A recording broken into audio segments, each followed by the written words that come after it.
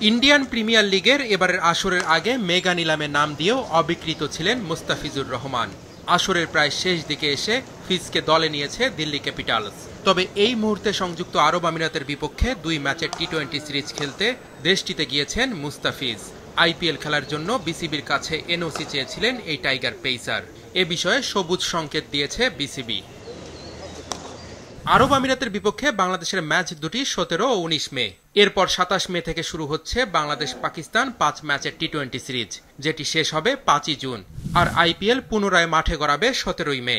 Final হবে 3রা June. অর্থাৎ মুস্তাফিজকে যদি আইপিএল খেলতে হয় তাহলে বাংলাদেশের 2 সিরিজ খেলার সুযোগ নেই। এই অবস্থায় মুস্তাফিজকে আরব আমিরাত সিরিজ শেষ করার পর আইপিএল এর 2টি ম্যাচ খেলার অনুমতি দিয়েছে বিসিবি।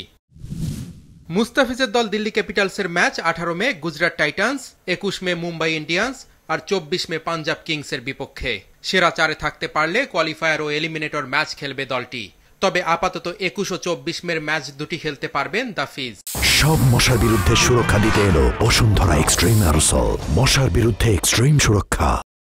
এরই মধ্যে জমে উঠেছে আইপিএল এর প্লে অফের লড়াই। 10 দলের টুর্নামেন্ট থেকে সবার আগে বিদায় নিশ্চিত হয়েছে Chennai Super Kings, Rajasthan Royals আর সানরাইজার্স হায়দ্রাবাদের। পয়েন্ট তালিকার শীর্ষে থাকা Royal Challengers Bengaluru playoff প্রায় নিশ্চিত করে ফেলেছে। গুজরাট টাইটান্সের জন্য প্লে অফে জায়গা করে নেওয়া সহজ। একই অবস্থা পাঞ্জাব কিংসের। 4 নম্বর জায়গাটির জন্য লড়াই হবে মূলত মুম্বাই ও মুস্তাফিজের দিল্লির মধ্যে। প্লে অফের দৌড়ে সবচেয়ে কঠিন সমীকরণের সামনে কলকাতা নাইট রাইডার্স ও লখনৌ সুপার জায়ান্টস। অন্যদিকে 17 মে থেকে পিএসএল মাঠে গড়াবে। লাহোর কালান্দাসের বাংলাদেশি ক্রিকেটার রিশাদ হোসেন আর পেশোয়ার জালমির নাহিদ রানা এরই মধ্যে বাংলাদেশ দলের সঙ্গে আরব আমিরাতে যোগ দিয়েছেন। পাকিস্তানের বিপক্ষে বাংলাদেশ সিরিজ শুরুর আগেই শেষ হবে পিএসএল। তাই আরব আমিরাত থেকে ফিরে রানা ও রিশাদের পিএসএল এ যোগ দেওয়ার সুযোগ আছে। তবে সেক্ষেত্রে তাদের দলগুলোকে উঠতে হবে প্লে অফে।